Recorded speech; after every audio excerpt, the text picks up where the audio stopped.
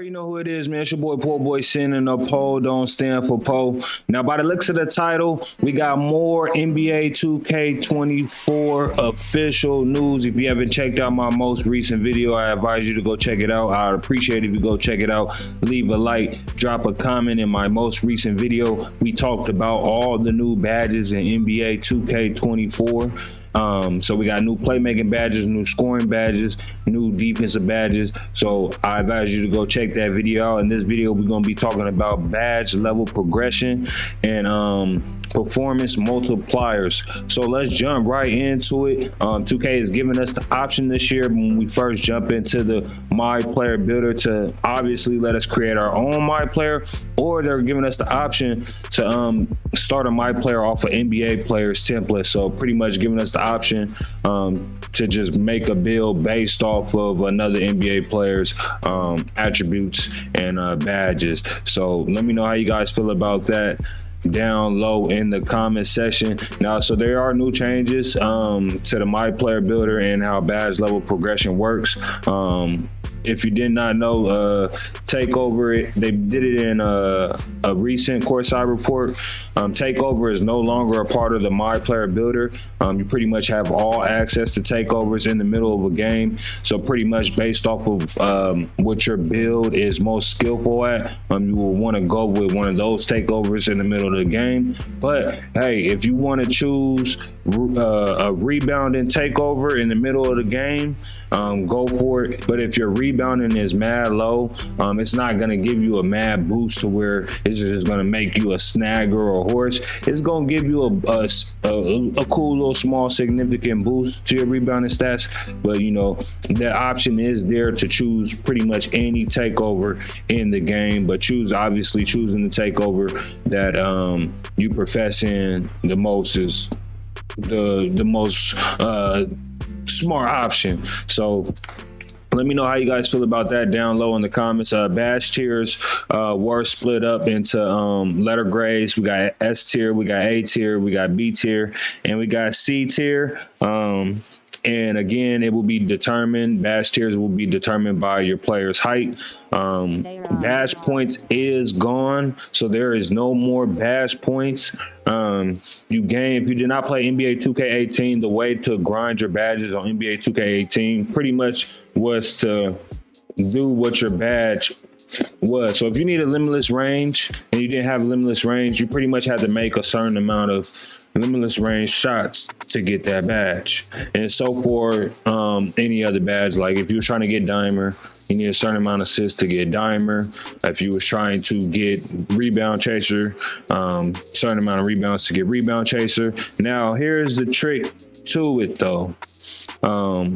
Obviously the more limitless range shots, for example, you take a lot of limitless range shots, you're gonna get that badge fast, you know. But if you do not use your badges, so say for instance, you're not using your two-step badge, which is a new hop step Euro step badge. If you're not using your two-step badge and you have it on silver and you're not using it, you can lose. That badge can drop down to bronze. So say you got limitless range on Hall of Fame and you're not using that badge can drop down to gold, and then it could drop down to silver, and then eventually it could drop down to bronze. Now, like I said, it will not be as hard as getting that badge the first time, the second time, or third time, or fourth time around, but you will have to regain your badge level if it drops below a certain badge tier.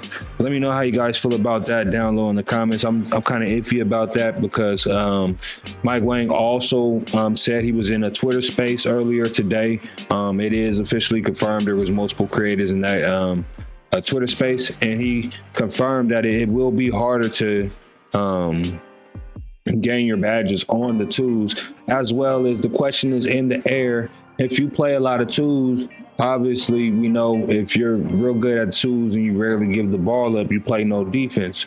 So do you lose defensive badges on the 2v2 court just because you don't have to play defense because your team is so offensively good? So that elephant is in the room. Let me know how you guys feel about that down low in the comment section. Now you can grind your badges in team practice facility, the Gatorade Center or Chris Brickley's gym, and you don't lose badge progression, or you don't lose badge levels grinding your badges in there. So say you're grinding your badges in one of the three and you're just focused on grinding your scoring badges and you're not focused on grinding your defense or for playmaking badges at all, you won't lose, progression on those badges. But the elephant is in the room and in the air as far as not using certain badges and losing them. I wonder what I don't know what the correct term is, but the nerf and buff is on that, as far as you're not using a certain badge, how fast, if you have the badge on Hall of Fame, how fast will it drop down to gold? How many games of you not using your limitless range badge, how long will it take for it to drop down to gold from Hall of Fame? And then after it drops down to gold, how many games will it take for it to drop down from gold to silver and so on? So hopefully we get more news on that. But we have badge perks. So I forgot to mention that earlier in the video. We have badge level progression, we have badge perks, and then we have performance multipliers. So let's go over the badge perks. The badge perks are, pretty obvious. If you know what the definition of a perk is, added benefit. So we have badge perks. Badge perks are prizes that provide various benefits to the progression of individual badges. The badge perks page consists of slots that the user can fill when unlocked. There are 4 slots per perk, which with each slot representing a different badge tier. A badge can only have 1 badge perk applied at a time. Here are the badge perks. So we have 6 badge perks. We have Overdrive, which increases badge level progression in games.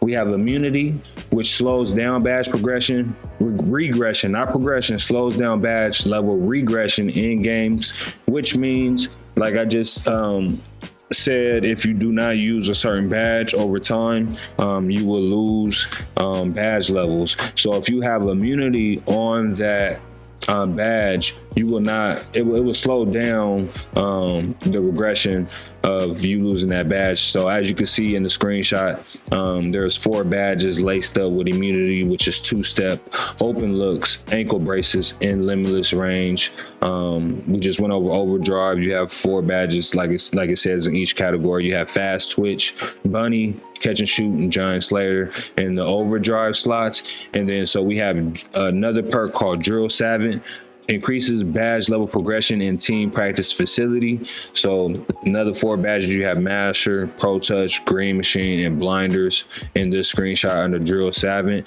And then you have the Scholar badge perk, which is a risk reward perk that gives a significant increase in badge level progression for PvP games finished with a high teammate grade. However, it comes with risk. If you will receive no progression for the badge if you do not finish with a high teammate grade.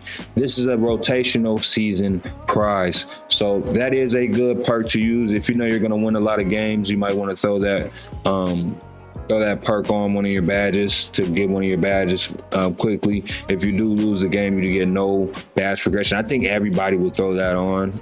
I don't think anybody plays thinking that they're going to lose. So it is a high risk, high reward type of thing. So we have another badge called Winner's Circle, another high risk, high reward perk that gives an added boost and badge level progression for PvP games that result in a win for the user. However, you will receive 0 progression for the badge if you lose the game. This is a rotational season perk. So another perk that gives you a boost on winning games. Let me know how you guys feel about that down low in the comment section. Then we have another badge that gives you a boost for winning games. Risk reward perk, increase your badge level progression for PvP games with badge usage, but accelerated regression with lack of usage. This is a rotational season prize. So you might want to use this use this perk on a badge that you use a lot. So let me know what you guys think and how you guys feel about the new badge perks that's being added. It's 2K, and I don't think anybody should be complaining about grinding their badges this year, man, because it's a lot of badge level progression that they're giving us, which is a dub. If you paying for the $20 season pass, you get season level skips. So it's a lot of leeway and handouts 2K is giving as far as your My Player goes. I think it's cool. Now we have performance multipliers. Performance multipliers are prizes that, unlike badge perks, provide benefits to all of your equipped badges at once. So long as challenges from the multipliers are met in their respective modes, each of the 3 performance multipliers has 4 versions: NBA, City, Direct, and Pro-Am, for a total of 12 multipliers. So you have grade A student. In games finished with a high teammate grade, badge level progression is accelerated for all equipped badges. Winner takes all. In games finished with a win, badge level progression is accelerated for all equipped badges. Up for the challenge. In games played against tough opponents, badge level progression is accelerated for all equipped badges. Now that's a little small hint for 2K to throw in there. In games played against tough opponents. So the last time 2K pretty much acknowledged the fact as far as you gain more rep, well, I want to say when it first started was 2K19, I believe, when they brought the park rep and didn't give us prizes for it. And if you played in elite and you weren't an elite, you got more rep for playing against somebody that had more rep than you. That's kind of hinting at that again. So, and we all know what happens. We're not even gonna go into that because then I'm gonna go through a loophole. All right, last performance multiplier. Floor setters are powerful prizes that are earned via season XP, and there are included with the free base pass each season. There are 18 floor setter slots in total, 9 for silver and 9 for gold. Adding the floor setter to a badge will prevent the badge from ever dropping below the listed badge level. If your badge has not progressed to the level of the floor setter you want to apply it will auto progress to that level. Of course, you need to have fulfilled the attribute requirements for the level. They are permanent and cannot be changed. If your player can progress beyond the listed floor setter badge, they will not be prevented from doing so. So we got new performance multipliers, we have new badge perks, and we have new badges and badge level progression. Let me know how you guys feel about that. Down all this news down low in the comments. Like I said, if you ain't checked out my most recent video going over the new badges, I advise you to check it out. I go over each badge descriptively. I do these videos for, some people don't have the time to read the blog. Some people don't have time to be on Twitter. Some people do ride in their car and listen to YouTube videos. So these videos are for y'all, because people have been and keep asking me to keep doing these videos, because over the years I have not been doing them since pretty much like 2K20. So shouts out to the ones that do appreciate these videos. I appreciate y'all. Much love and blessings to everyone. I'm gonna try and keeping y'all updated with the news. Today was 2K Community Day. Obviously, I did not get to go. So we will be seeing a lot more news coming from the creators that did go to Community Day, as well as we have embargo news as far as when we will know for sure when we're going to get info on Quick Play and Mamba Moments on August 30th. Embargo is lifted at 8 a.m. and then on September 1st, we will get access to the full My Player Builder and My Career Direct. So by August 30th, September 1st, we should pretty much know almost 100% of the game, at least 75%, as far as like the My Player Builder goes and badges and things like that. And we should be we get gameplay on the 30th. So much love and bless to all. Y'all be easy, stay safe. I'll catch up with y'all on the next one. Please turn on notifications, as well as twitch.tv/PoorboySin. Follow the Twitch stream if you haven't done so yet. I stream every day for 10 to 12 hours. When 2K24 drops, it'll be 24/7 streams. Follow the other YouTube channels. Check out the description. If I hit 10,000, when I hit 10,000 followers on Instagram, I will be doing a giveaway, as well as follow my Twitter, because I will be doing giveaways on my Twitter throughout the life cycle of NBA 2K24. Like I said, though, y'all be stay blessed. I'm gone. One.